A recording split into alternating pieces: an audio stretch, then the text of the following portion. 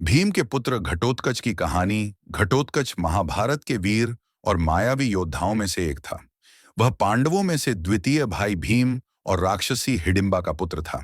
जब पांडव वनवास में थे, एक दिन हिडिंबा नाम की राक्षसी और उसका भाई हिम्बिंशु जंगल में पांडवों के पास पहुंचे।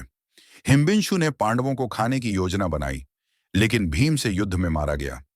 हिडिंबा, जो भीम की शक्ति और साहस से प्रभावित हुई थी, उससे प्रेम करने लगी। कुंती की अनुमति से भीम ने हिडिंबा से विवाह किया और कुछ समय बाद घटोत्कच का जन्म हुआ। घटोत्कच जन्म से ही एक राक्षसी योद्धा था, लेकिन उसमें मानवीय संवेदनाएं भी थीं। वह मायावी शक्तियों से युक्त था। वह आकाश में उड़ सकता था, रूप बदल सकता था और मंत्रों से शस्त्र वर्षा कर सकता था। बचपन से ही वह वीर, आज्ञाकारी और धर्मनिष्ठ था।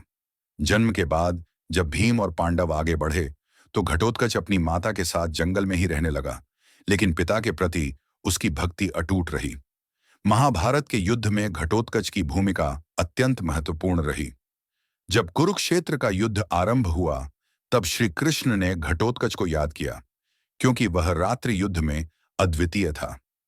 घटोत्कच ने कौरवों की सेना पर भयानक आक्रमण किया। उसकी मायावी शक्तियों से कौरव पक्ष भयभीत हो गया।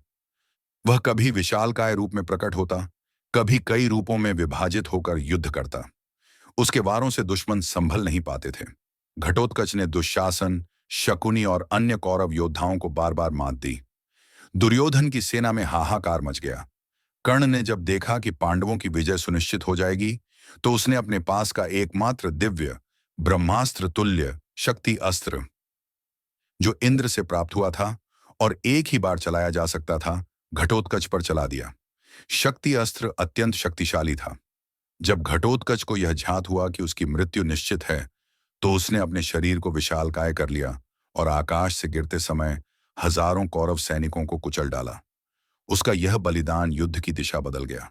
घटोत्कच की मृत्यु पर भीम शोक में डूब गए, लेकिन श्री कृष्ण ने उन्हें सांत्वना देते हुए कहा, घटोत्कच ने एक महान बलिदान दिया है।